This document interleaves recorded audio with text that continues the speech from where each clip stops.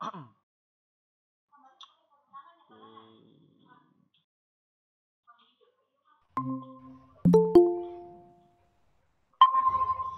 pagi. Jelas suara saya tidak? Pagi Pak, jelas. Jelas ya, Faisal ya. Oke. Iya Pak, jelas.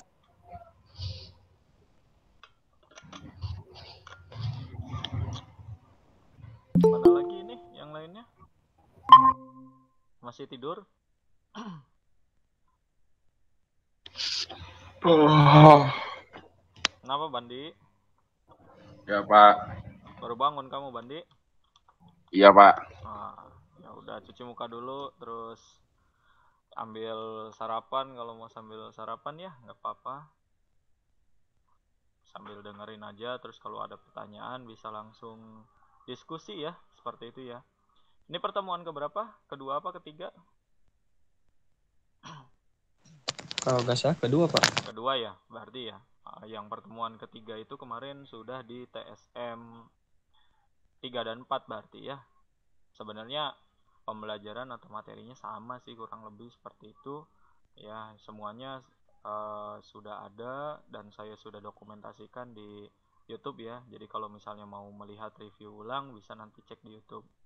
Terus terkait dengan absensi, ya absensi masih sama, nanti akan dikirimkan linknya seperti itu ya.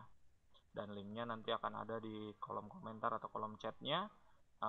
Selain itu juga kamu juga harus mengisi absensi juga di kolom chat, sebutkan nama dan juga kelasnya. Nanti absensi yang ada di kolom chat itu akan disinkronkan dengan buku yang ada di sekolah, buku absensi yang ada di sekolah. Sebentar saya ambil dulu.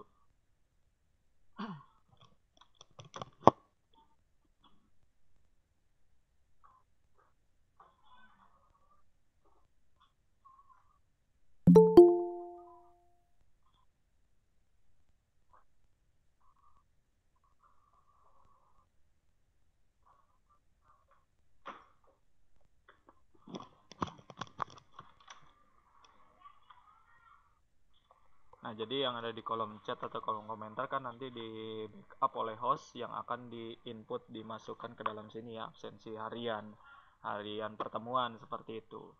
Terus kalau yang ada di saya itu nanti yang mendukung untuk masuk ke dalam absensi ini. Jadi kalau misalnya di sininya ada, harusnya di online-nya ada supaya lebih kuat seperti itu. Jadi kalau misalnya absensi online-nya ada, ini nggak ada, nanti saya bisa mengajukan dari online-nya seperti itu. Jadi saya harapkan kalau bisa keduanya diisi supaya ada sinkronisasi yang baik nantinya ya, seperti itu.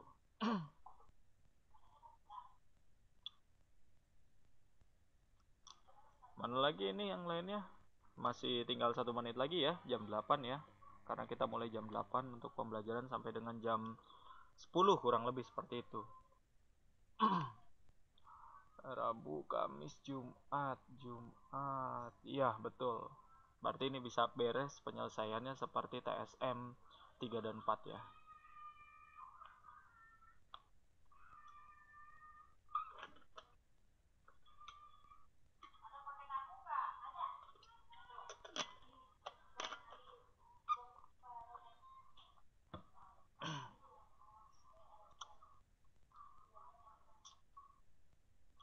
Ku ingin bersenang-senang.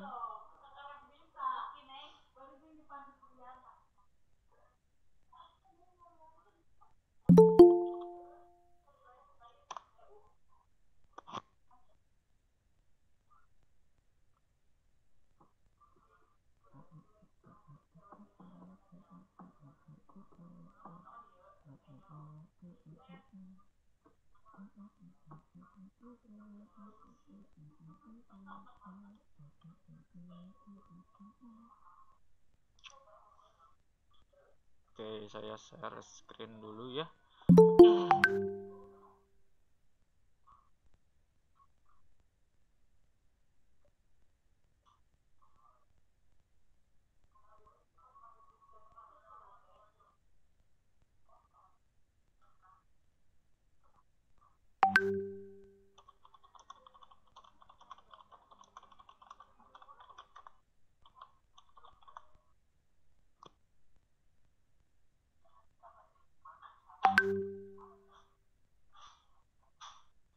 share screen saya sudah terlihat.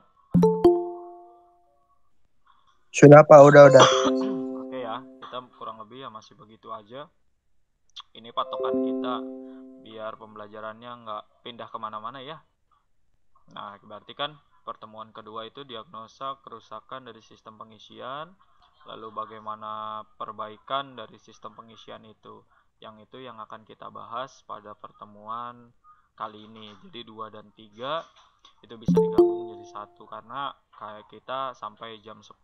Kalau untuk TSM 12 itu kan dipecah 2 hari ya. Jadi Senin sama Selasa. 3 dan 4 itu dipecah jadi 2 hari, yaitu 3 dan 4 Selasa dan Senin dan Selasa gitu. 3 dan 4 itu. Kalau kamu satu hari tapi langsung sampai dengan 2 kali pertemuan, kurang lebih seperti itu gambarannya. Oke, kita sambil langsung mulai aja ya pembelajarannya ya, biar waktunya juga lebih enak gitu. Nanti kalau yang baru bergabung ya nggak apa-apa, sambil bergabung aja. Di share juga linknya, jangan lupa, biar mereka ikut join dalam pembelajaran kita.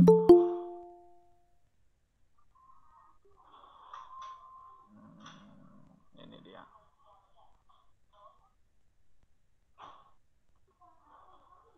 Oke ya, jadi kita membahas tentang diagnosa kerusakan pada sistem pengisian serta bagaimana perbaikan dari sistem pengisian.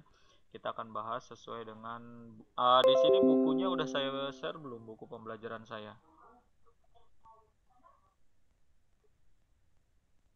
Kalian sudah mendapatkan link belum? Oh, ini salah, bukan yang ini ya. Saya salah. Nah, yang ini harusnya.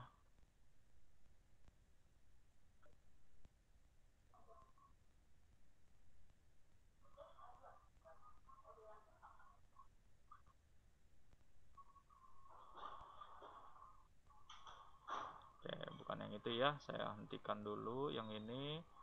Ini saya keluarkan dulu. Saya buka lagi yang satunya. Nah, yang ini. Nah, materi kita itu pengisian semester 3 untuk kelas 2 ya. Jadi yang ini nih, saya sudah membagikan seminggu yang lalu.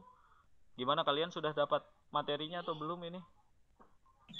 Belum kayaknya Pak. Belum ya?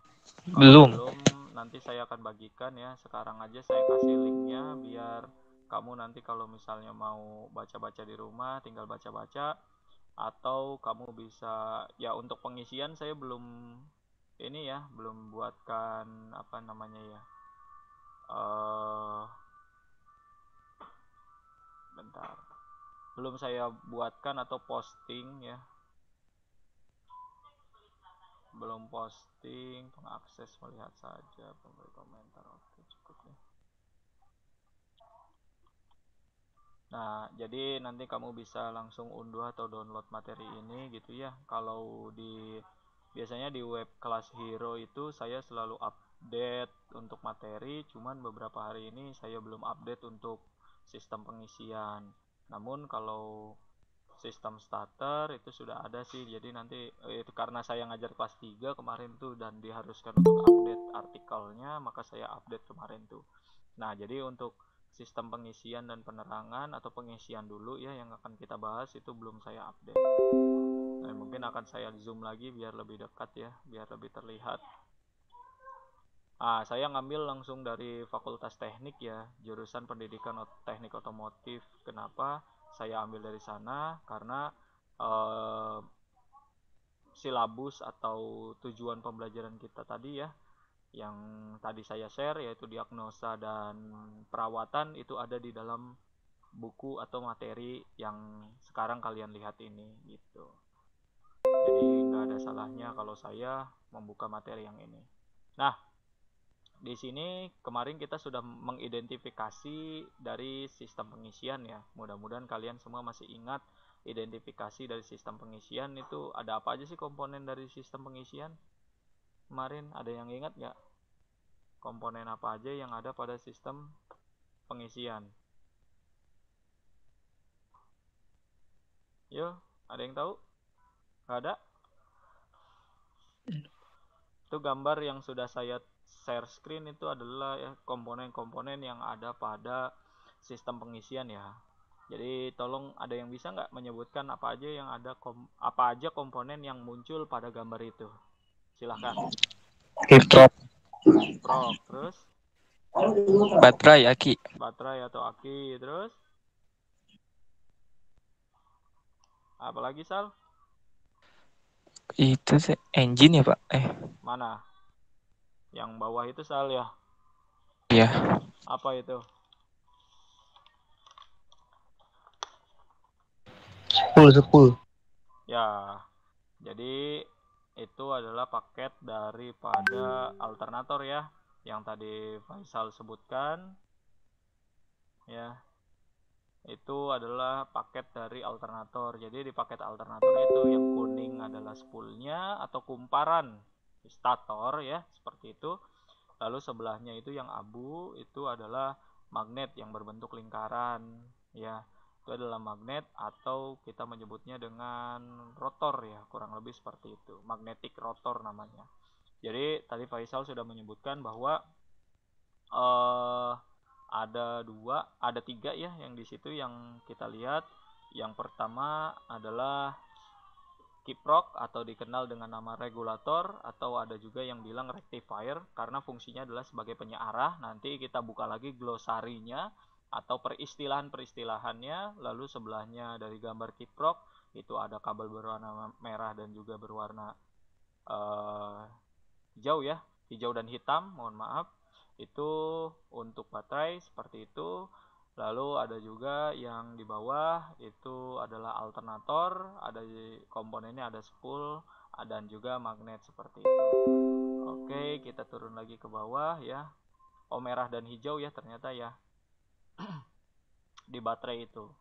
Lalu kita turun lagi ke bawah ya, di sini memeriksa, merawat dan memperbaiki sistem pengisian. Nah, ini yang akan kita bahas pada pertemuan kali ini. Kita turun lagi ke bawah. Di sini peta kedudukan kita nggak pelajari ini. Nah, ini adalah peristilahan atau glosari yang biasa kita temukan nanti ya di buku ini. Jadi di buku ini itu tidak akan menuliskan misalnya seperti seperti alternating current gitu kan. Alternating current itu kan jenis tegangan yang memiliki arah aliran arus bolak-balik. Jadi nanti ini kan biasanya dihasilkan oleh alternator ya atau generator. Alternator dan generator itu kan menghasilkan arus AC.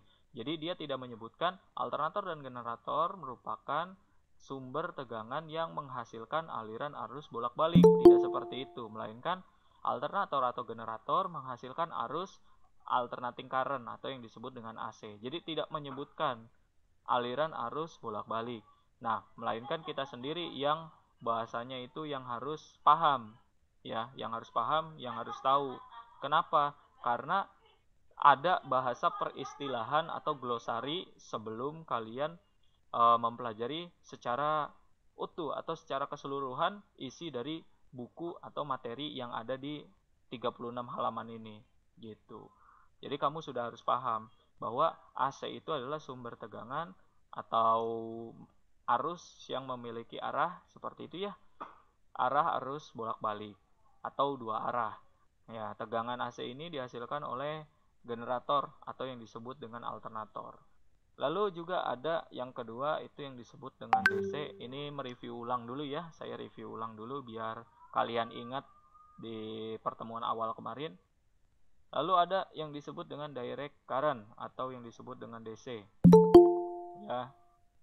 DC atau direct current itu merupakan arus juga ya, jenis tegangannya memiliki arus aliran satu arah aja. Namanya juga direct. Direct itu artinya langsung ya. Kalau kamu mempelajari bahasa Inggris ya, direct itu artinya adalah langsung.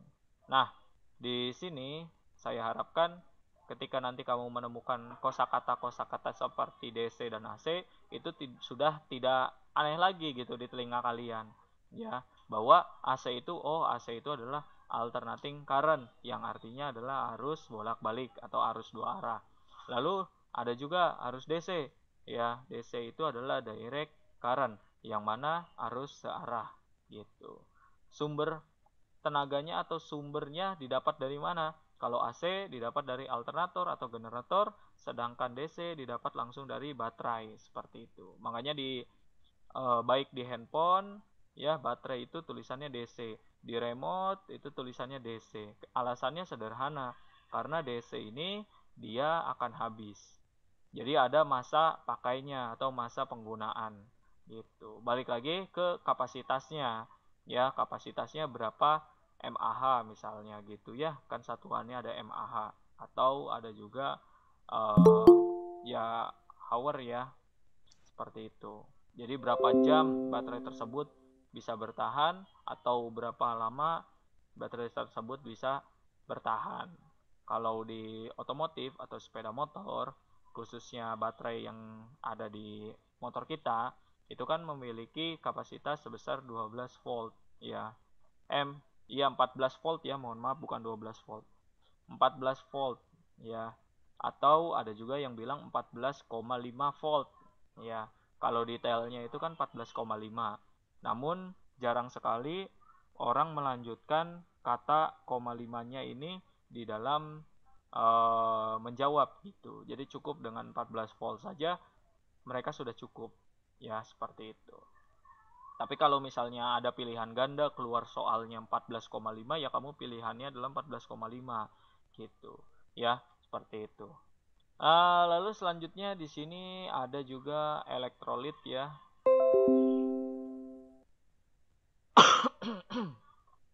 Di situ ada elektrolit. Sempat saya bahas juga bahwa elektrolit itu adalah larutan asam sulfat atau yang dikenal dengan H2SO4 yang digunakan sebagai cairan dari baterai itu sendiri. Jadi dengan larutan asam sulfat ini ya, kita bisa menyimpan yang namanya energi listrik gitu pada baterai khususnya, karena fungsi dari baterai sendiri kan menyimpan arus listrik ya, tapi dalam bentuk DC sumber tegangannya, bukan AC. Di situ ada hydrometer. Hydrometer adalah alat ukurnya ya, alat ukurnya yang dipakai untuk mengukur berat jenis dari elektrolit baterai itu sendiri. Jadi ketika kita menggunakan hidrometer, nanti akan ada arah ya. Sebelumnya kalian sudah pernah lihat hidrometer belum? Atau saya belum pernah share? Kalau nggak salah saya udah pernah share waktu itu secara detail deh. Gimana? Sudah pernah saya share belum waktu itu hidrometer? Seingat saya sih saya udah pernah waktu itu menjelaskan panjang lebar. Jangan sampai nanti kalian bingung hidrometer itu apa gitu kan, bentuknya seperti apa gitu. Sudah pernah atau belum? Udah, Pak. Udah ya? Oke Yan, terima kasih. Ya, jadi alhamdulillah kalau sudah. Nah, hidrometer itu alatnya seperti itu. Nanti di sana kita akan menemukan 3 warna ya. Ada yang warnanya hijau, ada yang warnanya kuning, dan ada yang warnanya merah. Gitu. Kalau merah artinya ini sudah harus dicas ataupun dicuci ya. Cairan elektrolitnya berarti sudah tidak layak untuk digunakan, seperti itu. Kalau warna hijau itu masih bagus, masih aman. Dan ketinggiannya itu di hidrometer itu kan ada ukuran ya, ada ukuran ketinggian. Nah, ukuran ketinggiannya kamu bisa catat itu 1,260 mili ya. Jadi nanti kamu bisa cek seperti itu. Lalu selanjutnya di bagian bawah ada rectifier. Rectifier itu yang tadi sudah disebutkan oleh Faisal ya, yang disebut dengan kata kiprok, seperti itu. Om. Ya, sehat Om. Mantap. Wih, mantap. Apa? Boleh. Mau kapan? Sekarang. Oh, ya udah. Nanti ya, diituin ya. Oke, kita lanjut lagi ya. Jadi, kita kembali lagi ke rectifier atau regulator. Ya, bahasanya. Tadi juga Faisal menyebutkan di komponen awal itu pada pengisian ada yang namanya kiprok ya, seperti itu. Nah, kiprok itu ya dikenal di bahasa tekniknya adalah rectifier ya, atau regulator. Yang mana rectifier atau regulator atau kiprok ini fungsinya itu sama, yaitu penyiarah arus bolak-balik yang dihasilkan alternator. Ya, jadi baterai itu kan fungsi dari sistem pengisian itu kan membantu atau mendukung baterai seperti itu agar usia pakai baterai itu tidak cepat habis. Ya, tidak cepat habis. Oleh karena itu perlu yang namanya sistem pengisian. Mungkin kalau nggak ada sistem pengisian, ya kendaraan itu akan cenderung tidak ada mungkin ya. Kenapa tidak ada? Karena alternator atau generator sendiri aja menghasilkan arus AC. Sedangkan yang ada pada unit sepeda motor itu arusnya adalah DC. Ya, ini tidak akan bisa digunakan tanpa bantuan namanya rectifier atau regulator seperti itu. Oke, kita lanjut lagi ke bawah ya. Sampai situ dulu kira-kira glosari sudah selesai. Ada yang mau ditanyakan nggak? Itu pertemuan pertama kita, jadi saya mereview ulang.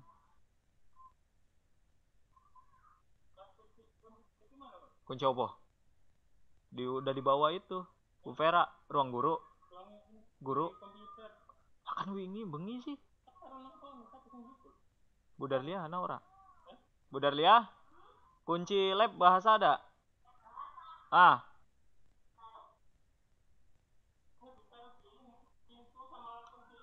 Iya, tadi mah Bu Vera yang ngambil tadi, coba. Salam.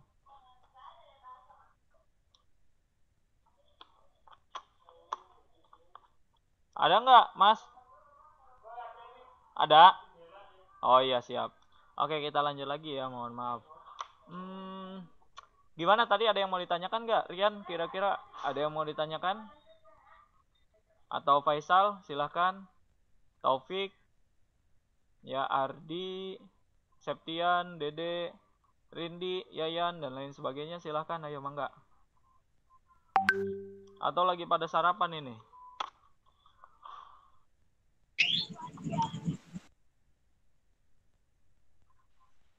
Lagi pada sarapan kali Pak. Tidak ada kayaknya. Oke, kalau nggak ada nggak apa-apa ya, kita lanjut lagi ya. Ya saya ngetes aja, maksudnya suara saya masuk nggak nih ke kalian nih, takutnya nggak masuk lagi panjang lebar ntar nggak mendengarkan sayang juga gitu ya. Oke, nggak apa-apa. Masuk Pak. Sip. Bagus ya, tapi masuk, suaranya Pak, lancar ya. Lancar Pak. Sip. Kita lanjut lagi. Jadi nanti kalian itu ketika setelah mempelajari ini, sebenarnya ini akan dilanjut lagi nanti di kelas 3 sebetulnya, tapi nggak apa-apa, kita sambil membahas apa ya, mungkin pengenalan lebih detailnya gitu ya. Sekarang nanti ketika kelas 3 itu secara tidak langsung, ketika pembahasan itu kita sudah paham, sudah enak ya. Kita lanjut lagi ke bawah. Dan kemungkinan nanti akan ada tugas ya atau pengerjaan soal seperti itu ya terkait dengan sistem pengisian, tapi dikerjakannya nanti di minggu depan ya, di hari Jumat gitu.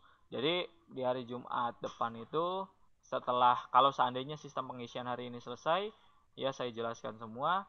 Di pertemuan selanjutnya nanti masuk ke Google Meet seperti biasa, nanti akan ada soal ya yang akan diberikan. Kamu langsung mengisinya dengan menggunakan handphone kamu ya, biasa secara online ya, tapi tidak keluar dari Google Meet seperti itu.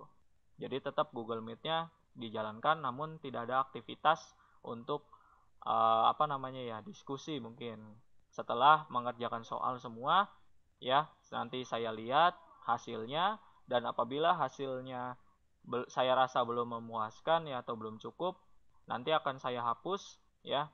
Lalu kamu mengerjakan ulang lagi ya, sampai dengan waktunya jam 10 ya, sesuai dengan pertemuan kita. Jadi dari jam 8, mudah-mudahan hari Jumat ya ini bisa dijalankan seperti itu. Hari Jumat untuk TSM 1 dan 2 itu akan dilaksanakan yang namanya pretest ya, kurang lebih seperti itu ya, pretest hasil pembahasan dari sistem pengisian ini. Nah, nanti pretestnya itu kamu mengerjakan soal di Google ya, Google Formulir seperti itu. Setelah Google Formulir, nanti kamu tetap join ke Google Meet ya. Nah, di Google Meet itu nanti akan saya sambil lihat ya, hasilnya kan nanti keluar tuh di saya ya, di penyimpanan saya. Kalau hasilnya belum memuaskan atau belum cukup, ibaratnya ya, saya akan hapus. Kamu harus mengerjakan lagi, gitu. Mengerjakan ulang sampai dengan waktu jam 10. Jadi dari jam 8 sampai jam 10 itu kamu mengerjakan soal, ya. Kalau nilainya sudah cukup, itu kamu bisa leave, artinya bisa keluar atau tidak perlu melanjutkan lagi proses pembelajarannya, ya. Artinya kamu bisa istirahat. Namun kalau nilainya kurang, ya, rencana saya itu kalau nilainya sekitar 70. Sekitar 70. Jadi kalau kurang dari 70, maka akan saya hapus nilainya. Jadi kamu harus mengerjakan ulang lagi soal tersebut, gitu. Namun kalau seandainya sudah pas 70 atau lebih dari 70, saya rasa sudah cukup. Ya, sudah cukup, gitu. Ya, kita lanjut lagi ke bawah.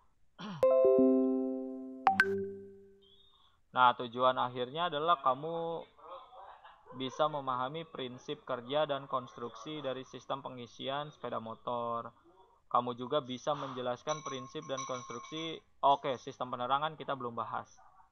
Lalu di sini kamu bisa menjelaskan pemeriksaan, perawatan, perbaikan, dan penyetelan dari sistem pengisian. Jadi ada 2 poin yang nanti akan kita dapat dari materi ini. Saya turunin lagi ke bawah.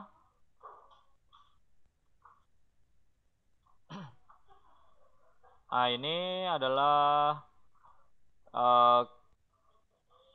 materinya, kurang lebih seperti itu ya. Namun di sini kamu juga kan di pertemuan awal sudah mengetahui ya, yang mana bagian daripada skema pengisian komponennya ya. Di sini kan sudah ada nih. Ada baterai, ada sikring, ada regulator, rectifier, dan juga alternator. Ini merupakan kelompok daripada skema sistem pengisian. Sedangkan yang di sebelah kirinya, ya di layar kalian, kiri apa kanan ini ya, yang ada saklar lampu penerangan dan Kiri. juga saklar dim. Oke, sebelah kiri ya. Saklar dim dan saklar lampu penerangan ini adalah kelompok dari penerangan. Ya, jadi kita bahas dulu mengenai baterai, regulator, dan juga alternator pada pertemuan kali ini. Nah, sekarang kita turunkan ya ke bawah lagi. Nah, tadi kan kita bicara skema. Nah, ini adalah skemanya seperti ini. Kita juga sambil belajar terkait dengan kode warna ya, atau colornya, karena di di kelistrikan kabel warna itu sangat berperan penting sekali. Di sini akan saya screenshot sambil saya coret-coret nantinya ya, supaya kalian juga paham seperti itu. Kenapa dia diberikan kode warna ini dan tujuannya sih untuk apa gitu kan ya. Lalu simbol-simbol apa yang terdapat pada gambar di sini. Sebentar, saya sedang crop dulu ini. Saya lebarin lagi deh biar enggak ini. Oke, sekarang saya persiapkan untuk share screen ya ke kalian.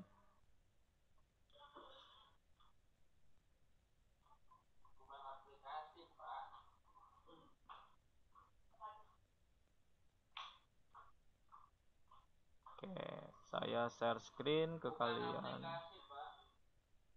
Nah, di sini. Mudah-mudahan langsung muncul ya gambarnya ya. Udah Pak, udah ada. Sudah ada ya? Udah Pak. Oke. Ada. Nah, ini adalah skema yang dimiliki oleh sistem pengisian khususnya.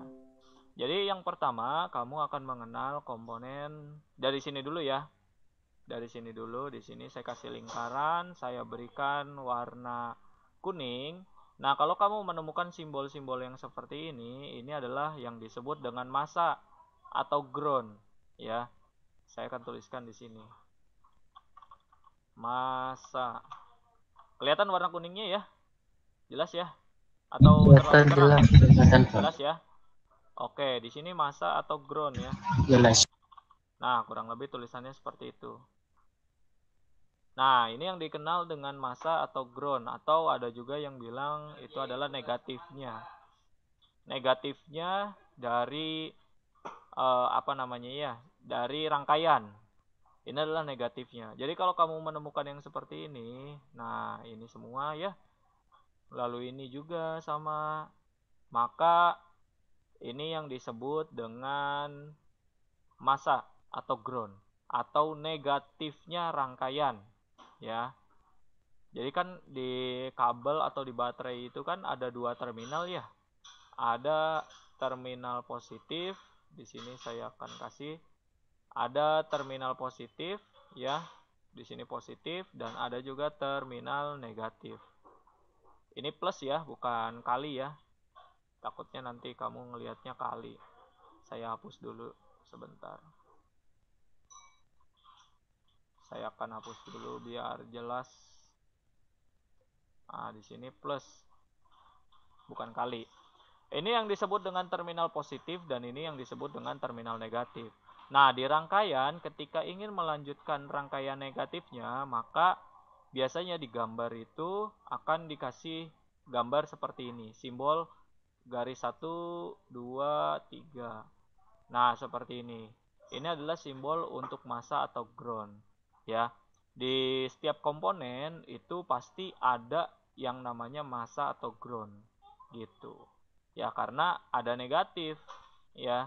Oke, kita bahas. Jadi, baterai ini itu punya negatif. Nah, negatif dari baterai ini keluar, masuk ke body. Ya, massa atau ground itu biasanya ada di body, ya. Lalu di sini kalian juga ada tulisan dengan saya kasih warna green juga karena ini warna hijau ya, green. Kelihatan coret-coret saya nggak? Kelihatan, Pak. Kelihatan ya? Pak. Nah, ini green, ini adalah hijau ya. Ini adalah hijau. Saya kasih tulisan hijau. Green adalah hijau. Ya, jadi artinya kabel yang keluar dari negatif baterai ini itu kabelnya yang ini, nah ini itu berwarna hijau sampai ke sini. Sampai ke sini. Ini berwarna hijau karena dikasih kode di sini karena ini semua warna hitam ya. Jadi dia kasih kode dengan tulisan G di tengahnya, yaitu green atau hijau. Nah, ini adalah kabel yang pertama. Lalu kabel yang kedua di sini yang positifnya keluar ya, itu kabel berwarna merah. Di sini dikasih kode R. Ini kasih kode R, ini kasih kode R. Yang artinya ini adalah saya tarik garis lagi ya ke bawah ya. Atau ke atas deh. Nah, di sini ini adalah merah. Ya, red atau merah. Diingat-ingat ya, karena nanti ini akan keluar pasti. Nah, ini red atau merah yang ada di sini juga sama. Jadi kabel positif yang keluar dari baterai dia berwarna merah di sini. Ya, keluar masuk ke dalam sikring. Nah, ini adalah simbol dari sikring.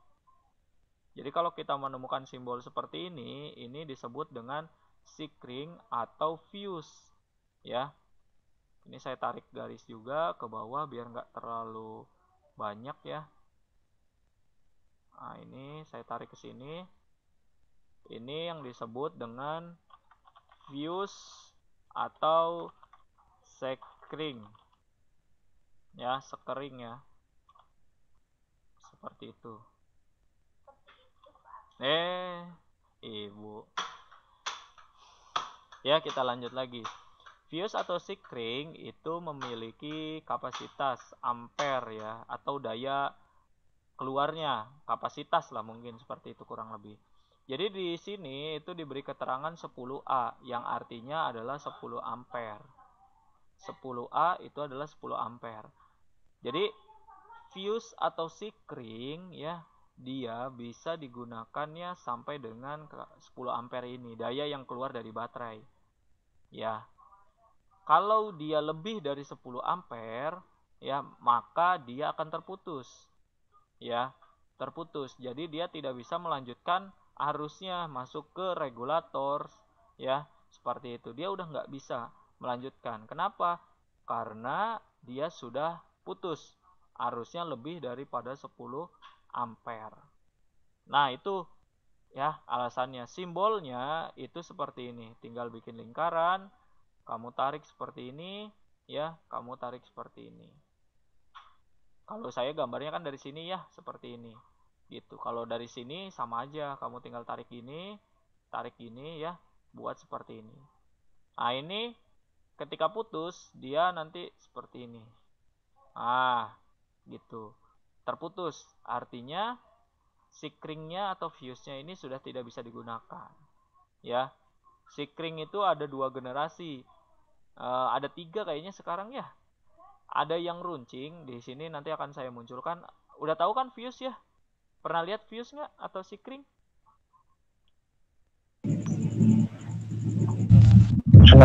Pernah nggak? Pernah, Pak. Ada berapa banyak itu ya? Fuse atau sikring?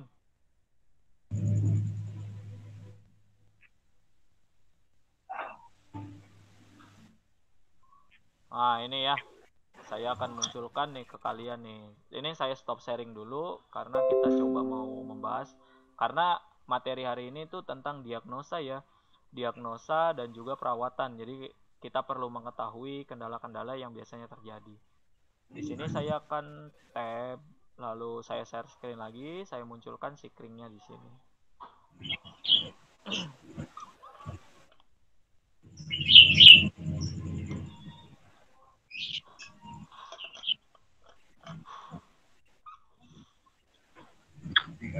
Sudah terlihat? Sudah, Pak. Nah, ini itu banyak sekali macamnya ya. Banyak sekali macamnya di sini. Ada yang menggunakan ini yang berbentuk tabung ya. Kita lihat dari R014, R015, R016. Nah, namun untuk sepeda motor sendiri itu sebetulnya dia tidak melebihi daripada yang ada di sini R21, R22, kelas T ya. Ini mereka tidak menggunakan ini kelas H, kelas G, ini nggak dipakai ini yang kayak gini ya. Kalau yang di kita itu yang dipakai adalah yang ini mini fuse ya. Bentuknya seperti ini, namun di sini kan ada tulisannya 3 ya. Artinya dia 3 ampere kapasitasnya. Kalau di kita itu ada yang 10, 15, 25 seperti itu ya. Tergantung dari motornya sendiri gitu. Nah, ada juga yang ini nih, yang 10 nih di ATO regular ya, regular fuse. Nah, di sini itu kita sering menemukan ya yang seperti ini ya. Bahkan mini fuse juga kita suka menemukan, ini biasanya di motor Beat nih. Ya, kalau di motor Beat ketika pernah ada yang bongkar nggak? Pernah ya. Itu isinya biasanya ukurannya berapa? Kamu suka lihat nggak ukurannya berapa itu kalau yang di fuse itu? Yang mini fuse itu. Kamu suka lihat nggak di bagian atasnya? Pan? Irfan, pernah lihat nggak? Berapa biasanya, Pan? Biasanya kalau nggak salah yang 10 ya, Pak. 10 ya? Iya. Yang nggak salah. Iya, biasanya seperti itu ya. Dan itu biasanya ada di motor Honda Beat. Nah, motor-motor lain ada nggak, Pak? Ya ada, sama. Fuse atau sikring, ini kan fungsinya sebagai pengaman ya. Pengaman, kurang lebih seperti itulah. Mengamankan arus dan juga menetralkan ya. Menetralkan arus yang keluar ataupun masuk ke dalam suatu komponen. Ya, baik itu komponen terusan ataupun komponen sebelumnya. Kalau kita bicara pengisian, berarti komponen sebelumnya. Ya, kalau kita bicara selain sistem pengisian, maka dia selanjutnya. Seperti penerangan contohnya. Penerangan itu selanjutnya, sedangkan pengisian itu sebelumnya. Gitu. Kenapa sebelumnya? Karena kan dari regulator, dari alternator, masuk ke regulator, masuk lagi ke baterai. Urutannya tuh jadi kebalik gitu. Alternator dulu menghasilkan arus AC, nanti disearahkan oleh rectifier atau kiprok, barulah masuk ke dalam baterai. Nah, sikring lah di sini yang berfungsi 10 ampere tadi, ya. Jadi arusnya itu dari regulator atau rectifier itu mengalir masuk ke baterai itu harus berukuran seperti itu, gitu, ya. Lebih nggak bisa, pas boleh, gitu, ya. Karena kalau lebih itu pasti akan terputus. Namanya juga tadi fungsi di awalnya mengamankan, ya, supaya tidak terjadi kerusakan pada komponen-komponen sepeda motornya. Kalau kita bicara penerangan, dia justru selanjutnya, ya, dari baterai meneruskan, ya, masuk ke dalam sikring, diteruskan ke komponen-komponen yang lain. Kalau sepeda motor sekarang kan lampunya sudah menyala otomatis, ya, ketika kamu menyalakan kunci kontak gitu kan dalam kondisi on. Ketika dalam kondisi on, nyala, ya udah secara otomatis dia akan terus mengalir. Itu berbeda dengan pengisian tadi. Nah, kita lanjut lagi di sini. Jadi ada yang berbentuk seperti tabung seperti ini, ya. Ini bentuknya seperti ini, ada dulu. Jadi yang di tengahnya itu kan ada kawat. Nah, kawatnya ini yang nantinya putus kalau misalnya arusnya itu mengalirnya lebih daripada kapasitasnya. Ini yang pertama. Lalu ada juga yang tadi, ya. Nah, ini yang kedua nih, seperti ini. Yang ada warna kuning, biru, merah gitu, ya. Itu adalah yang keduanya. Dan yang ketiganya itu yang runcing-runcing seperti ini. Atau mungkin untuk yang runcing seperti ini itu khusus untuk ampere yang kecil saja. Tapi secara inovasi berarti sudah ada 3, ya. Nah, sekarang kita bicara dari masing-masing bentuk tadi. Sekarang saya akan stop sharing karena kita akan coret-coret terlebih dahulu. Diingat-ingat yang ini, ya. Diingat-ingat dulu nih. Supaya nanti nggak lupa. Diingat-ingat dulu nih, yang ATO, ya, ATO regular fuse, di situ kan dia simbolnya seperti S dalamnya, ya. Diingat-ingat. Ini kawatnya seperti S. Lalu kalau untuk mini fuse, dia simbolnya seperti huruf apa ini? Huruf U terbalik, ya, atau huruf V, ya, huruf V terbalik seperti itu. Sekarang saya akan coret-coret supaya kita lebih paham lagi. Saya hentikan, lalu saya tambahkan lagi jendelanya. Saya coret-coret lagi di Paint.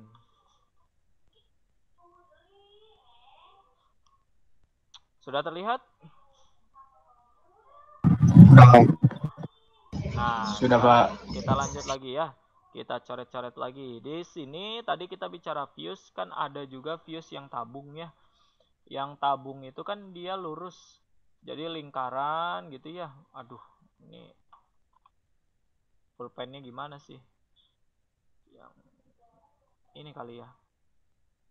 Jadi kan ada juga yang lingkaran tadi, ya. Terus tengah seperti ini. Nah, ini yang tabung, ya. Yang tabung itu kan dia lurus di sini. Nah, ini adalah kawatnya. Nah, kawatnya ini kalau misalnya dia rusak, dia akan putus. Jadi kamu tinggal pegang aja si fuse-nya itu atau sikring itu, terus dilihat apakah kawat yang ada di dalam fuse tadi lepas atau putus, ya. Kalau sudah putus maka tidak bisa digunakan. Lalu tadi kita menemukan juga ATO. ATO itu dia jadi seperti ini, lalu begini. Ya, seperti S. Nah, ini sangat mudah sekali, kamu tinggal lihat nanti dia putus atau enggak, sama. Tinggal dilihat aja gitu kan, ya. Putus atau enggak, ya. Lalu ada juga yang tadi mini fuse. Mini fuse itu bentuknya seperti ini. Ya. Nah, seperti ini. Dia juga sama, dia juga kalau putus ya terlihat kawatnya itu juga putus, seperti itu. Yaitu untuk fuse atau sikring, ya. Mudah-mudahan kalian paham. Kita lanjut lagi. Ini masuk ke regulator atau rectifier dari sikring tadi, ya. Nah, Di sini ini nanti kabelnya itu yang kamu temukan itu berwarna merah ya. Nah, di sini kabel ini, nah kabel ini itu berwarna merah ya. Kabelnya ini saya tarik ke sini kali ya. Nah, ke sini ini berwarna merah atau red ya.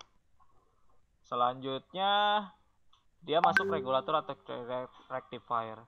Di sini kita menemukan sedikit perubahan. Ada yang keluar berwarna hijau kabelnya ya. Ini hijau karena dia diberikan kode green seperti itu. Jadi makanya hijau. Lalu kamu juga melihat di sini ada 2 Y ya. Di sini yellow. Ya, ini Y itu adalah yellow.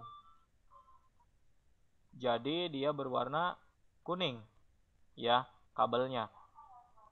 Nah, sekarang saya bertanya kepada kalian, kenapa dibeda-bedakan warna kabelnya?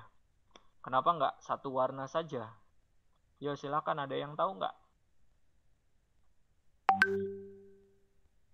Kenapa dibeda-bedakan? Pasti ada yang bertanya, kenapa nggak satu kabel aja sih biar enak gitu kan? Mangga, silakan. Ada yang tahu nggak alasannya kenapa? Rian mungkin, atau Faisal, atau yang lainnya? Rifki? Halo? Ya Pak. Oke, Zamza gimana Zamza? Mungkin atau Irfan yang akan menjawab kenapa harus berbeda-beda warna kabelnya. Kenapa nggak satu aja gitu?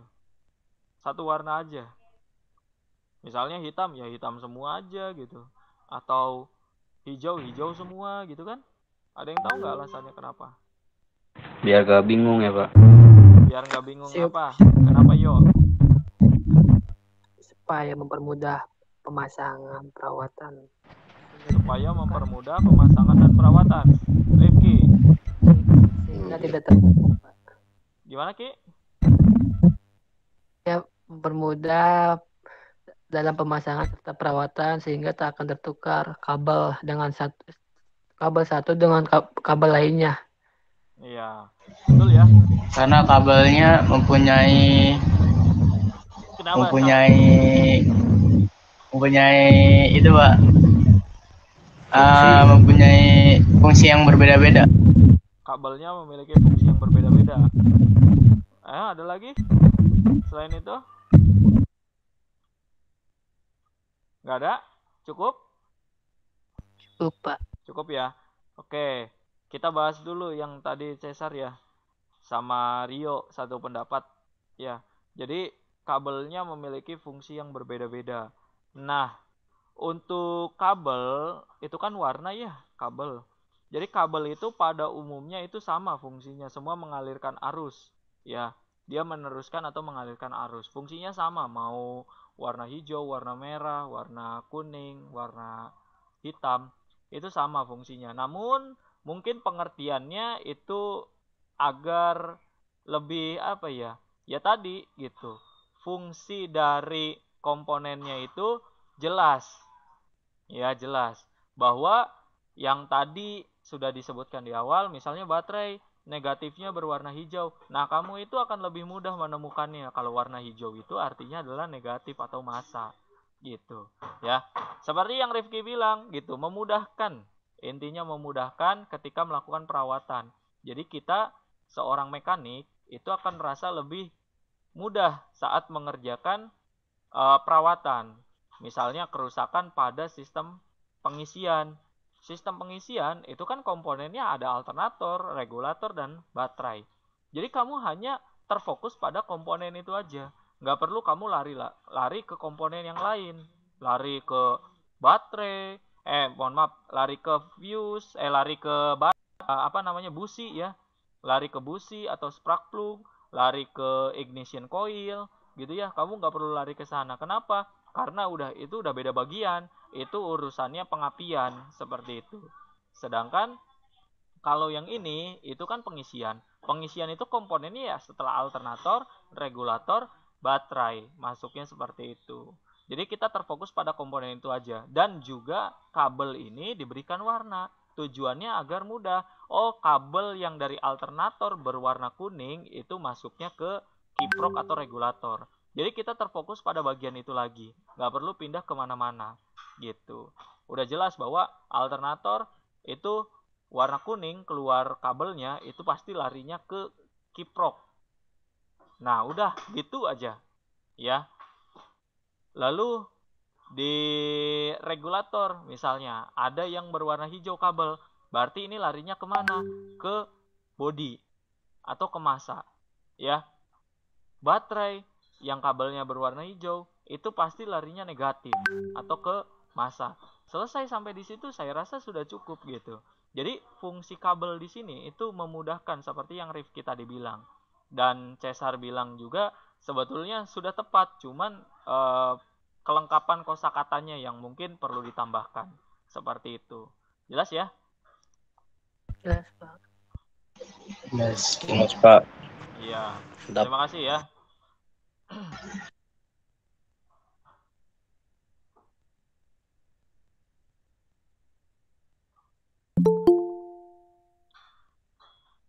Nah, itu adalah skema yang sudah saya jelaskan ya ke kalian.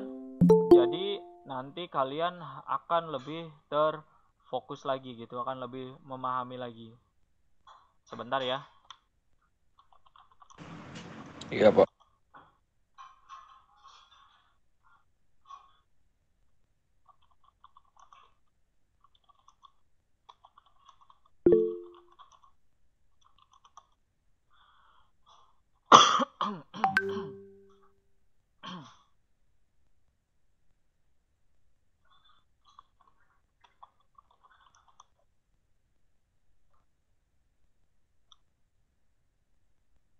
Oke, di sini saya akan stop sharing dulu ya, karena udah selesai ya.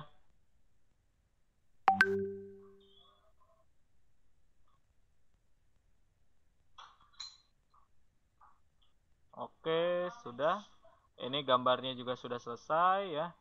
Saya akan hapus.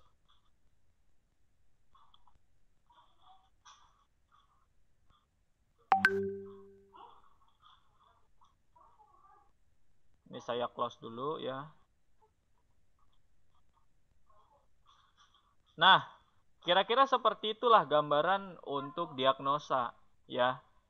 Gambaran untuk diagnosa. Terkait dengan pembahasan diagnosa lebih detail, silahkan kamu bertanya ya.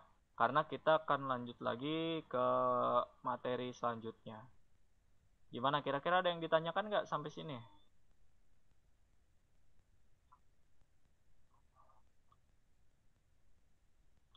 Ya, ada yang ingin ditanyakan? Kalau nggak ada ya kita lanjut lagi.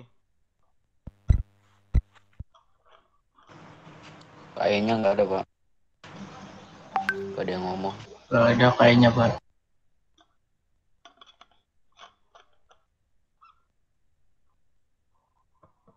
Oke ya, kalau nggak ada kita lanjut lagi. Kita turun ke bawah. Ini pengertian dari sistem pengisian. Ya, sistem pengisian itu kan berfungsi sebagai pendukung fungsi baterai yang saya sudah jelaskan di awal.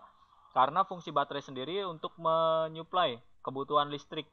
Semua komponen listrik yang ada pada sepeda motor.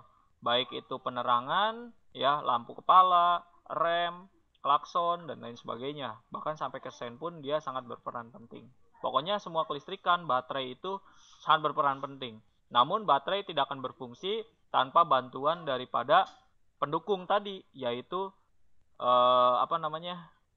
sistem pengisian. Lalu pembahasan selanjutnya adalah komponen daripada sistem pengisian. Komponen sistem pengisian yang pertama ada sumber tegangan. Ya. Sumber tegangan yang dibahas di sini adalah alternator. Ya, alternator. Nah, alternator itu kan menghasilkan AC. Nah, ya, AC. Di dalam alternator terdiri dari kumparan pembangkit atau kumparan stator. Yang kita sebut, yang tadi menyebutnya ada yang bilang itu spool. Ya, spool. Nah, spool itu adalah kumparan pembangkit atau kumparan stator. Lalu ada juga magnet permanen, yaitu rotor, yang tadi yang saya sudah bilang di awal. Mudah-mudahan kalian masih ingat. Yang mana fungsinya adalah mengubah energi mekanis menjadi energi listrik. Ya. Jadi dari energi mekanis tahu apa itu mekanis? Ada yang tahu? Nggak ada? Mekanis? Nggak ada yang tahu ini mekanis?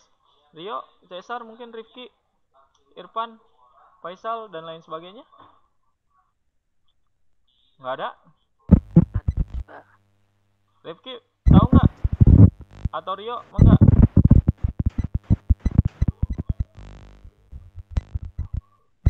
Jadi otomatis. Kenapa Ki? Suaranya nggak terdengar jelas. Pelan banget suaramu.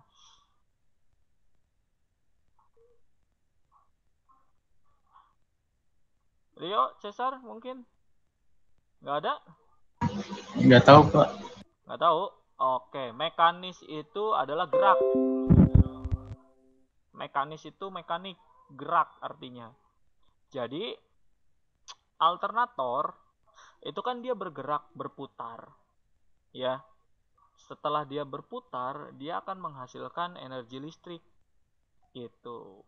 Ya, jadi yang di sini, yang fungsinya dari kenapa harus ada kumparan stator, kenapa harus ada magnet, ya, atau yang disebut dari secara keseluruhan itu adalah alternator, itu menghasilkan ya dari energi gerak atau mekanis tadi menjadi arus listrik. Arus listriknya adalah arus bolak-balik atau AC. Oke, sebentar saya ke toilet dulu, mau pipis dulu ya. Oh iya Pak.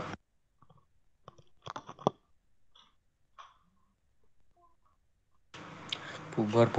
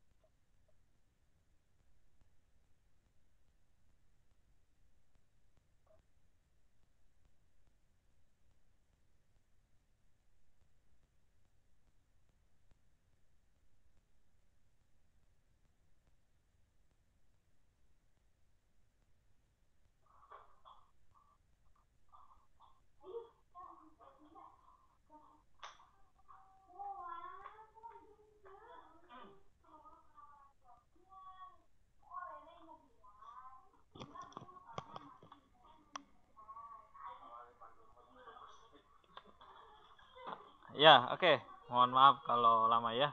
Kita lanjut lagi. Jadi, energi mekanis adalah energi gerak. Yang mana energi gerak ini pada alternator dia akan menghasilkan arus listrik. Namun arus listriknya itu sumber tegangannya adalah AC.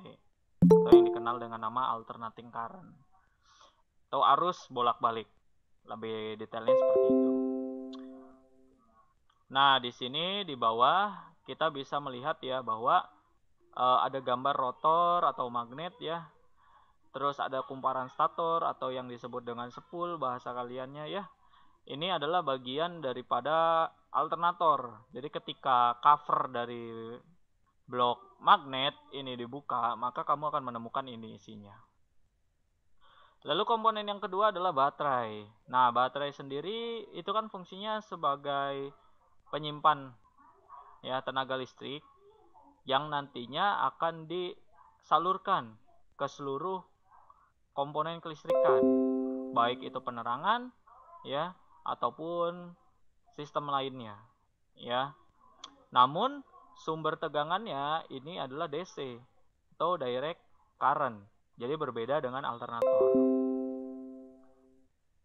Oke, kita turun lagi ke bawah. Ini adalah reaksi dari baterai.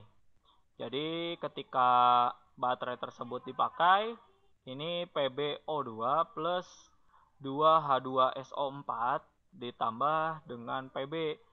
Ketika bereaksi saat melakukan pengisian, maka akan menjadi PbSO4 plus 2H2O plus PbSO4.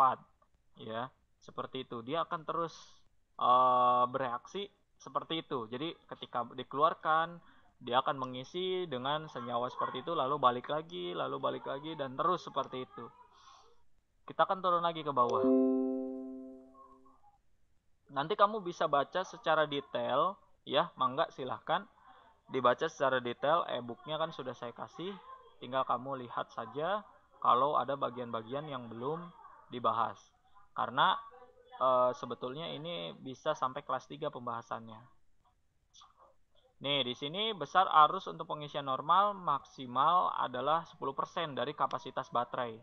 Sedangkan untuk pengisian cepat, besarnya arus pengisian maksimal 50% dari kapasitas baterai. Jadi balik lagi, bahwa ketika baterai itu misalnya ngeluarinnya 100, maka dia saat pengisian pun tidak akan langsung 100, melainkan hanya 50% saja gitu. Ya. Nah, itu mohon untuk kalian mengerti kenapa usia baterai akan habis. Seperti itu. Lalu di bawah ada rectifier.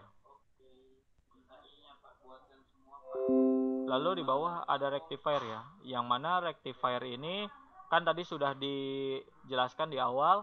Ini adalah regulator atau kiprok ya.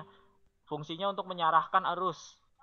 Jadi dari alternator tadi yang di komponen pertama dia menghasilkan AC, maka dia akan berubah menjadi DC dengan bantuan rectifier ini ya.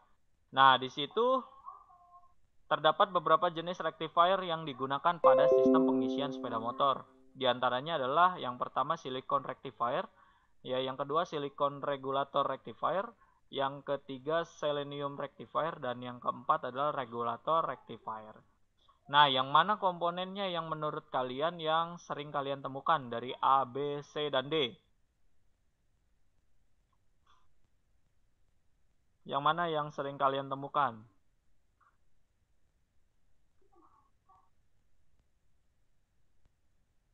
Halo? Suara saya jelas terdengar atau tidak?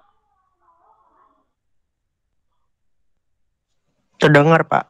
Terdengar. Reka gimana?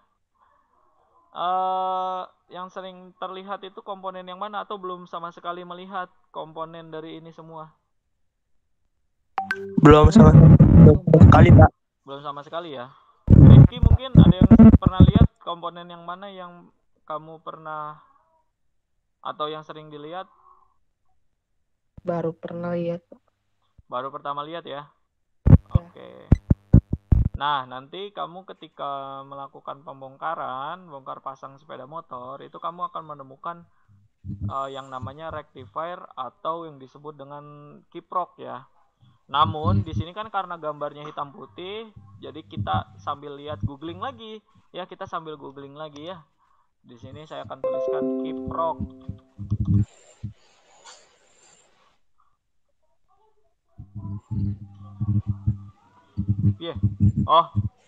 Suun Mas. Nah, di sini saya akan share screen-nya saya akan hentikan untuk yang ini karena kita akan melihat real langsung dari kiprok itu sendiri seperti apa.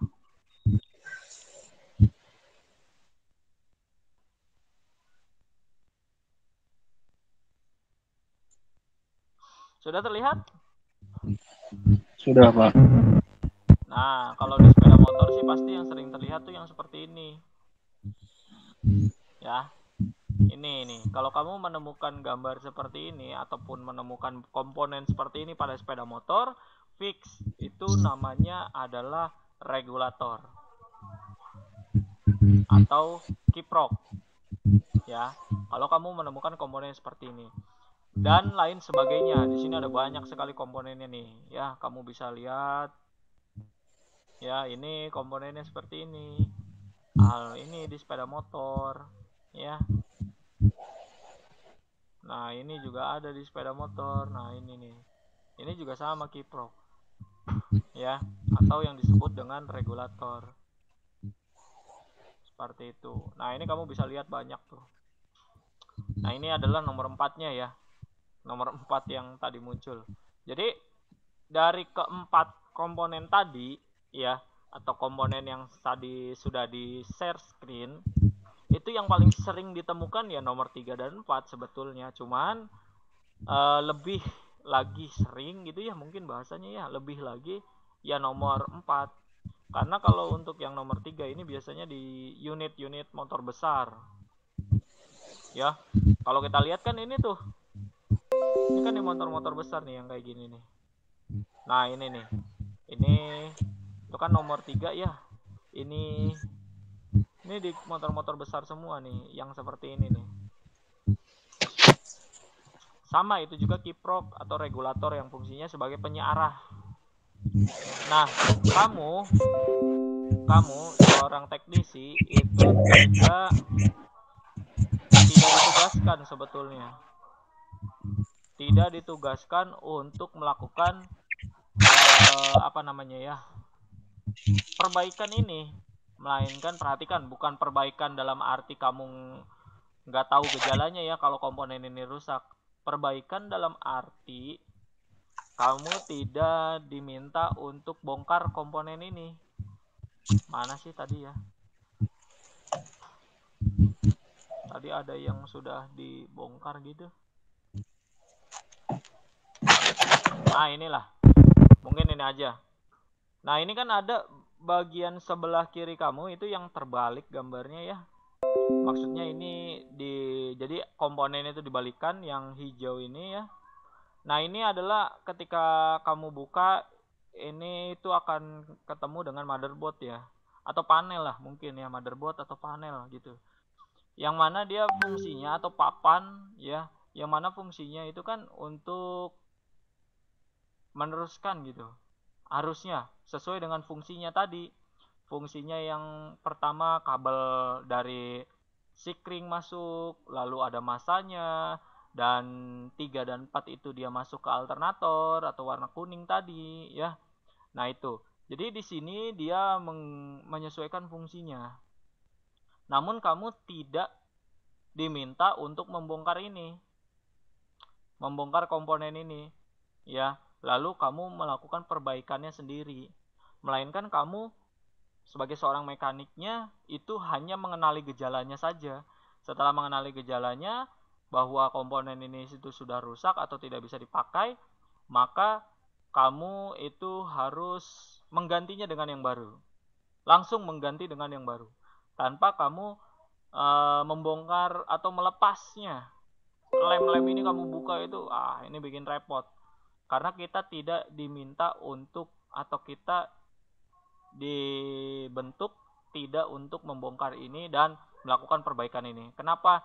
Karena panel seperti ini itu udah urusannya orang elektro, sudah beda lagi gitu ya.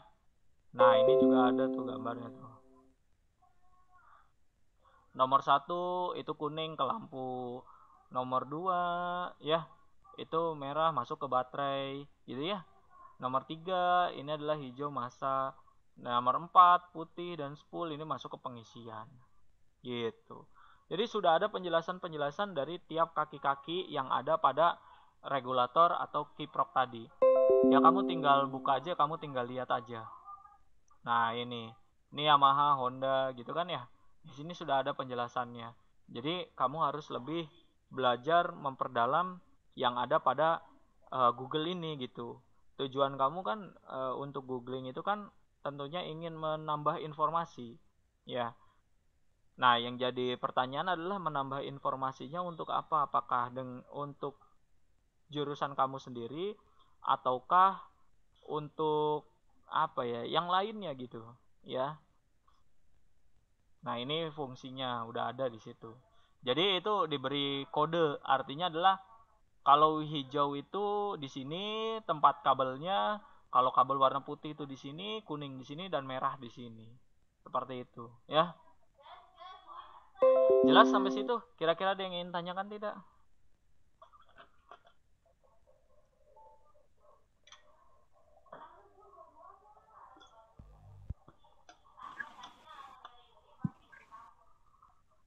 Gimana Irfan, mungkin ada yang ingin tanyakan? Enggak, Pak. Udah, Pak.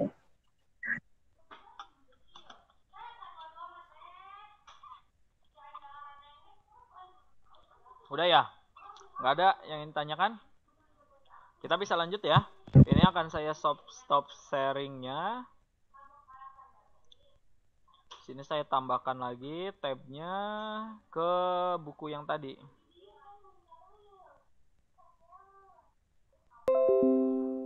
Sudah terlihat? Udah, Pak. Oke, jadi yang kita sering temukan itu yang C dan D ya. Yang C-nya itu untuk motor sport, mungkin dia lebih besar gitu kan ya. Lalu yang D-nya itu untuk matic, biasanya yang kita pakai di matic. Regulator rectifier tipe 4 terminal merupakan jenis rectifier yang belakangan ini populer digunakan di sistem pengisian. Wah, dan penerangan sepeda motor. Gitu. Karena kan tadi udah dijelasin juga ya di awal ya, bahwa nomor 1 tadi itu larinya kemana, nomor 2 ada lari ke lampu gitu kan, nomor 3 kemasannya gitu, nomor 4 alternator gitu kan ya. Itu sudah jelas semua di komponen ini. Tapi sebenarnya apa ya bahasanya itu, tinggal pasang doang sih. Kamu itu tinggal pasang doang gitu, tinggal nyocokin aja soketnya, nggak perlu kamu ini nomor 1 warna apa, ini nomor 2 warna apa gitu. Kamu tuh nggak perlu seperti itu, tinggal kamu cocokkan aja soketnya ya. Oh, ini tipe yang sama, ya udah langsung aja colokin, karena kan sampai bunyi klik kan gitu ya.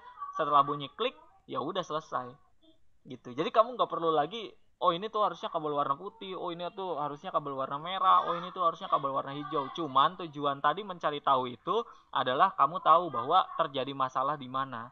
Apakah di baterainya, apakah penerangannya, ataukah alternatornya gitu kan, atau masanya. Tinggal kita lihat aja yang mana gitu yang jadi masalah. Nanti kamu tarik aja itu bagian bawahnya itu penutup dari pada soketnya itu ya, cover soketnya. Lalu yang keempat ada sikring. Wah, ada sikring nih. Sikring itu adalah pengaman rangkaian. Wah, dari tadi kan kita sudah jelaskan ya bahwa sikring itu atau fuse tadi kan pengaman. Ya, tujuannya ketika lebih daripada kapasitasnya, maka dia akan putus atau rusak. Seperti itu. Ya, jelas ya sampai situ. Kira-kira ada yang ingin tanyakan tidak untuk komponen yang ada pada sistem pengisian tadi? Gimana kira-kira, ada yang ingin tanyakan?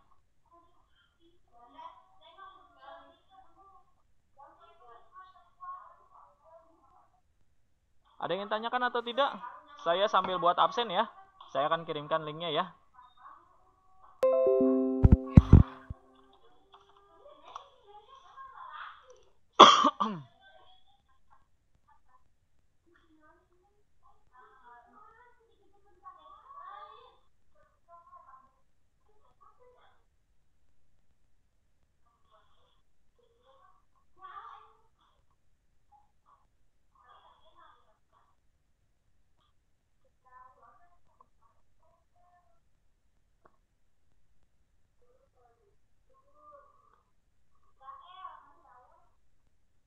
Oke, sebentar ya.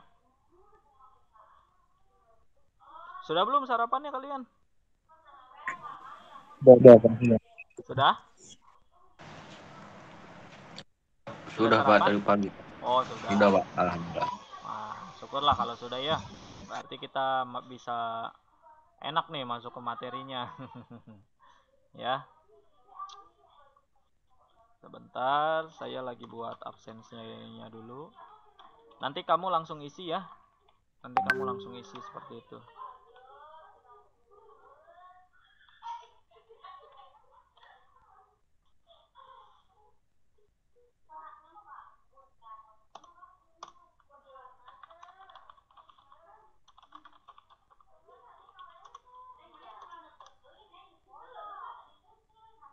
Oke, kita akan keluarkan ya.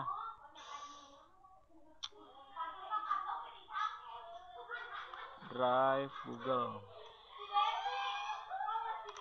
Kata kuncinya adalah pertemuan 2 ya.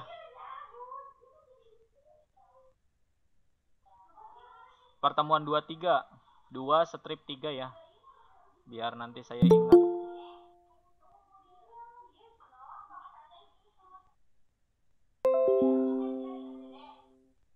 Sebentar, pertemuan 3.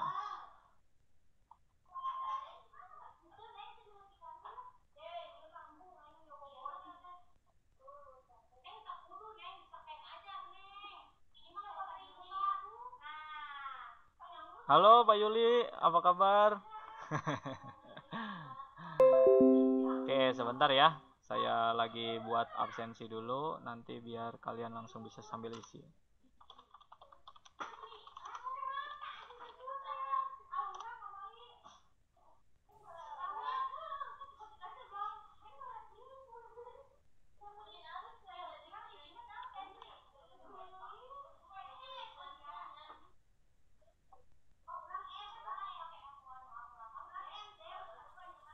Halo, selamat pagi Pak Abri. Iya, pagi Pak.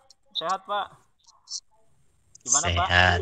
Alhamdulillah. Gimana kegiatan KPM hari ini, lancar? Alhamdulillah Pak, tapi ya itu semakin sedikit saja Pak yang masuk ini. Gimana ini ya Pak? Aduh, ya. Anak-anak ya, saya harap kalian aktif ya, berpartisipasi ya, walaupun Google Meet. Ya, semua kegiatan KPM, mau itu sinkronus ataupun asinkronus, kalian ikuti dengan baik ya. Jadi, Iya Pak. kalian Iya Pak. Iya Pak. Pembelajaran kalian juga akan kecil juga ya. Kasihan itu guru-guru kalian yang sudah mempersiapkan segala rupanya, ternyata partisipasi kalian kecil ya. Selamat melanjutkan kegiatan belajar kalian ya. Siapa? Terima kasih.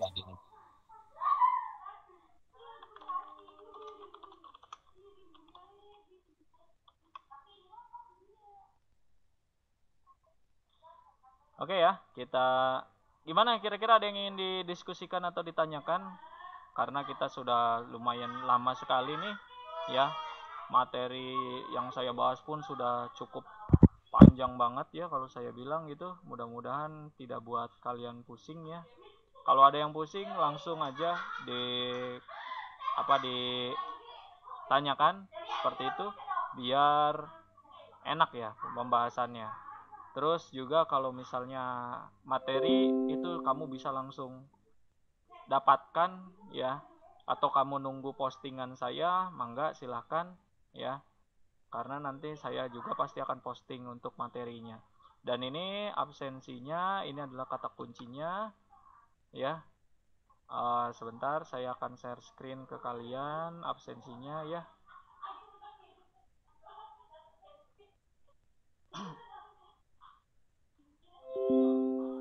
Ini sudah muncul belum?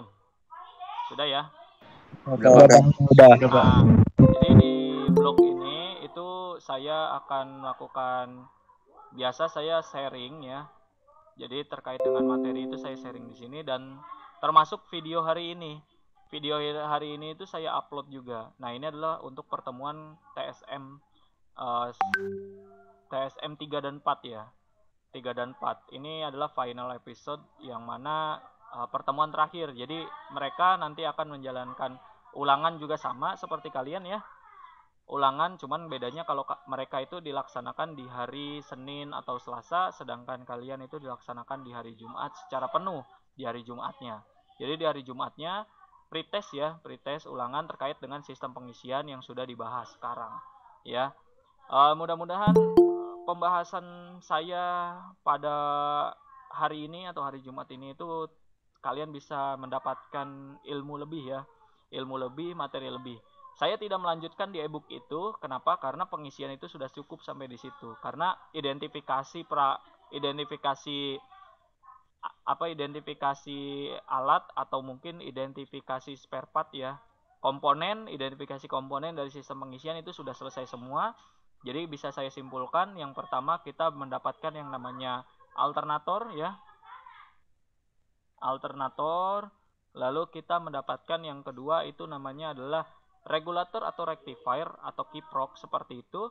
Dan yang selanjutnya ke komponen selanjutnya adalah baterai dan kiprok ya, mungkin seperti itu, baterai, kiprok, dan alternator. Jadi ada 3 komponen yang sudah kita bahas. Mudah-mudahan komponen atau identifikasi semua itu sudah selesai gitu. Terus terkait dengan diagnostik kerusakan pada pengisian itu saya sudah bahas, walaupun belum terlalu mendalam. Kenapa? Karena nanti kita lebih berselancar lagi, lebih dalamnya lagi itu di kelas 3-nya gitu. Kenapa? Karena di kelas 3-nya kalau sekarang dibahas, kelas 3-nya nanti tidak akan ada materi gitu. Hanya pengulangan dan pengulangan saja gitu. Nah, nanti di kelas 2 itu kamu juga sudah cukup mendiagnosa, jadi kamu sudah cukup mengenal bahwa di kiprok tadi itu ada yang langsung masuk ke baterai, ada juga yang ke massa dulu atau ke ground, lalu ada juga yang masuk ke penerangan ya, lalu alternator. Karena penerangan dan pengisian itu sebenarnya satu kesatuan. Di situ alternator itu tidak hanya melakukan perannya yang berfungsi untuk melakukan sistem pengisian, melainkan dia juga berfungsi untuk ke penerangan. Contohnya seperti ini, unit motor terdahulu itu dia bisa menyalakan mesinnya dan bahkan menyalakan lampunya ya, tanpa bantuan dari baterai. Ya, tanpa bantuan dari baterai. Sekali lagi saya jelaskan. Tanpa bantuan dari baterai, dia bisa bekerja. Penerangan bisa bekerja. Ya. Karena apa? Karena komponen alternator tadi. Alternator itu jadi antara pengisian dan penerangan itu tidak bisa dipisahkan. Makanya di kiprok itu yang pertama positifnya ya, positif. Yang keduanya adalah massa atau negatif. Yang ketiga ya adalah penerangan seperti itu. Yang keempat baru pengisiannya. Ya. Seperti itu ya.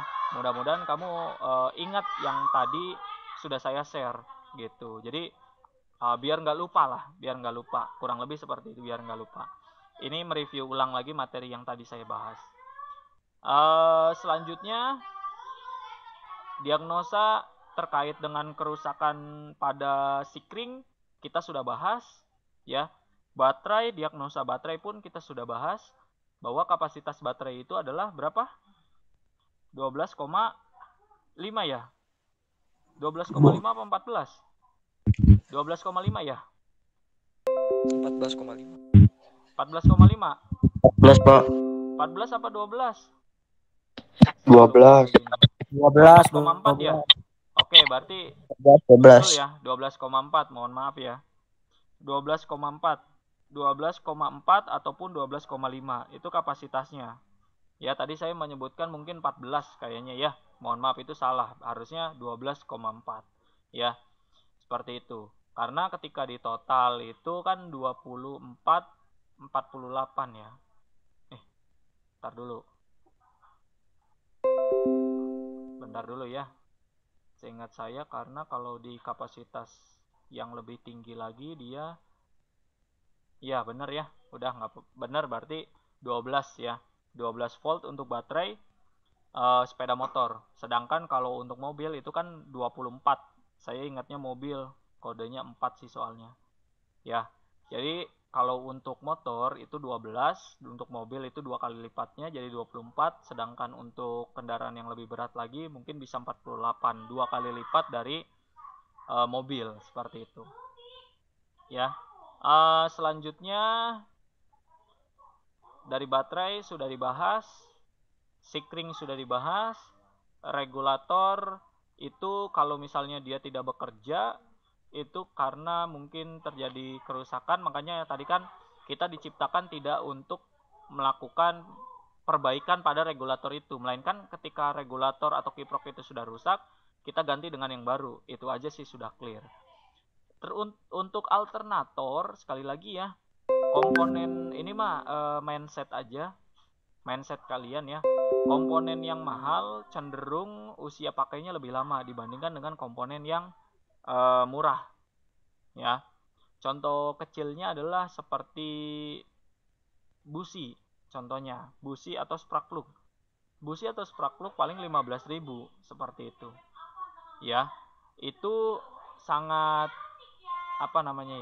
sangat murah gitu. Kenapa sangat murah? Karena pergantiannya itu hampir rutinitas ya, bisa 2 bulan sekali, 3 bulan sekali, bahkan ada juga yang benar-benar ketika businya sudah rusak baru dia ganti dengan yang baru gitu. Kalau komponen yang mahal misalnya di kelistrikan, contohnya seperti CDI. CDI itu mahal ya, capacity discharge ignition ya. Itu nanti kita akan belajar pada sistem pengapian ya. Di sana kalian nanti akan secara detail lah kurang lebih ya memahami CDI. CDI ini komponen yang mahal dan dia cenderung akan lebih lama rusaknya dibandingkan dengan dibandingkan dengan busi tadi gitu ya. CDI itu ada yang tahu harga kisaran CDI berapa? Ada yang tahu? Ya, jadi CDI itu harga pasarannya itu kan kurang lebih sekitar 400 sampai 500 ke atas ya. Itu harganya lebih mahal dibandingkan dengan busi. Sehingga dia akan cenderung lebih lama rusaknya. Artinya tingkat kerusakannya itu jarang sekali dibandingkan dengan yang harganya rutinitas seperti busi tadi 15 atau 25 tadi. Jadi wajar kalau seandainya kita sering ganti karena harganya murah dibandingkan dengan yang mahal. Kalau mahal itu kita bisa simpan terlebih dahulu atau ditabung terlebih dahulu. Ketika rusak komponen tersebut maka kita bisa ganti. Kayak kiprok pun cenderung tidak mahal kalau yang biasa ya. Kalau yang merek-merek biasa mungkin harga 35, 50 itu masih yang biasa. Tapi kalau yang sudah yang ori atau yang asli itu kisarannya bisa sampai ratusan ribu. Bahkan ya ratusan ribu lah. 100 sampai 200 ke atas gitu. Karena usia pakainya yang cenderung lebih lama. Fungsinya lebih lama dibandingkan dengan yang komponen murah gitu. Dan biasanya komponen mahal ini itu jarang rusak ya karena tidak dioprek ya, atau tidak di tangan jahil lah seperti itu. Berbeda dengan yang tangannya jahil misalnya. Kalau yang tangannya jahil itu cenderung lebih cepat habis atau cepat rusak gitu ya, cepat rusak. Jadi kalau sudah cepat rusak ya kamu harus beli, nggak bisa nggak dibeli gitu ya, seperti itu. Di selanjutnya di kiprok alternator pun sama. Alternator ya tadi spool itu mahal kalau kita beli ya. Spool atau kumparan stator tadi itu mahal. Kenapa saya bilang mahal? Karena cenderung lama rusaknya. Gitu, cenderung lama rusaknya. Ya. Kalau dia mahal pasti lama rusaknya dibandingkan dengan yang murah tadi. Magnet pun sama ya, atau rotor dia pun lama rusaknya. Kenapa? Karena mahal harganya ya. Apalagi rotor atau magnet itu kalau tidak dioprek oleh tangan ya, atau tidak dengan alat-alat berat seperti palu mungkin ya, dia tidak akan rusak gitu ya, tidak akan rusak. Jadi kita bisa menyimpulkan bahwa kita jadi seorang mekanik itu sangat mudah ya, apalagi kalian sudah mempelajari membagi-bagi kelompok seperti kelistrikan. Kita kan mempelajari kelistrikan Tapi kenapa ada pengisian? Karena pengisian keluarga dari kelistrikan. Itu alasannya. Gitu. Jadi dengan mudah nanti ketika kamu mempelajari kelistrikan, ada pengapian, ada pengisian, ada penerangan, ya. Dengan seperti itu, kamu akan sangat mudah menjelaskan itu atau memperbaikinya, ya. Nah, itu. Apalagi ya yang dibahas ya? Ada yang ingin tanyakan dulu nggak sampai situ kira-kira?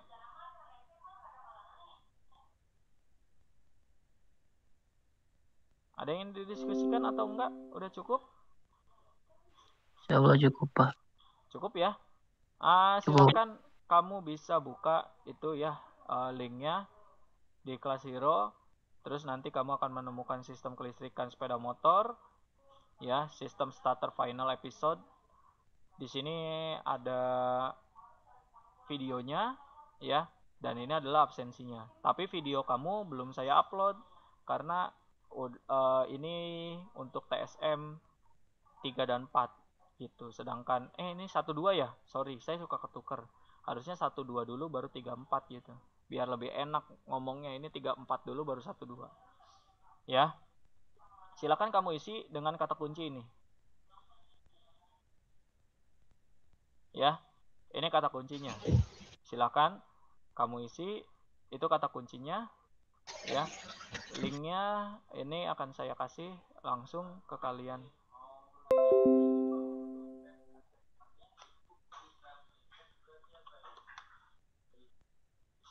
Nah, seperti itu. Itu linknya, silakan diklik, ya. Silakan diklik, nanti saya akan lihat di sini yang sudah masuk siapa aja. Kalau sudah masuk, kalian boleh leave ya. Kalau yang belum, jangan leave terlebih dahulu. Silakan, sok diisi sambil dibuka.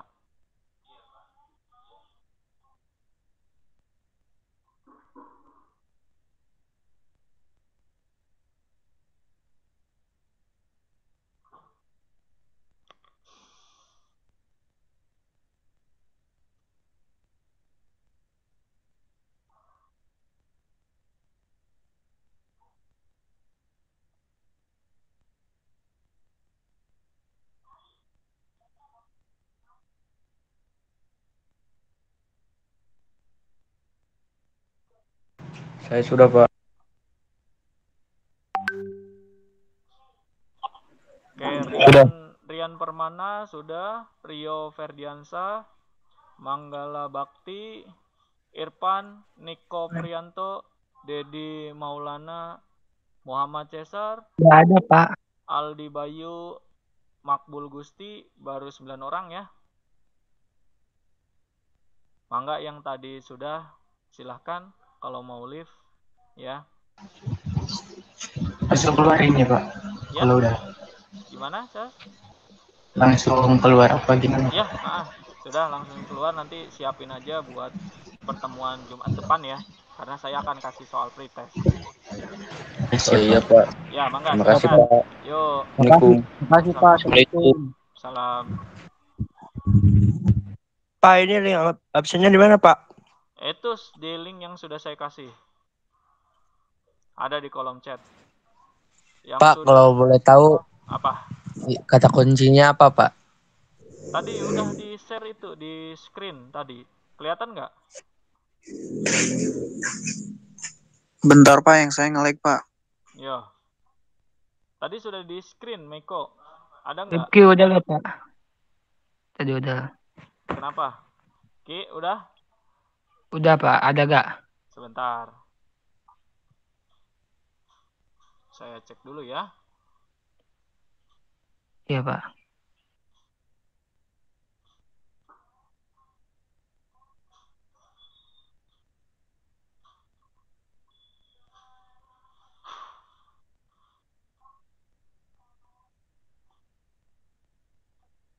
Rifki Rudiat, oke, silakan, mangga. Langsung keluar, Pak. Silakan. Iya, makasih, Pak. Iya, sama-sama.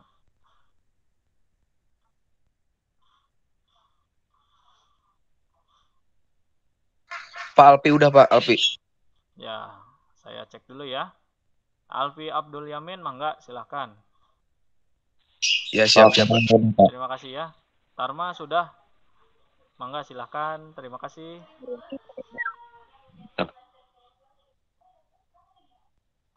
Pak Taufik udah, Rindi Pak. Safitri juga sudah, mangga silahkan.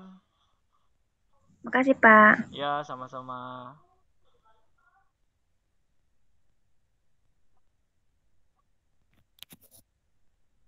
Taufik Ahmad Fauzi udah, Pak. Taufik oke, Maiko sudah, silahkan. Terima kasih. Pak, Makasih, kata Pak. kuncinya apa, Pak? Kata kuncinya. Ada di kolom chat. Dicek ya. Rayaka ya? Rayaka, mangga dicek. Iya, Pak. Ya. Assalamualaikum Pak. Waalaikumsalam, mangga, terima kasih.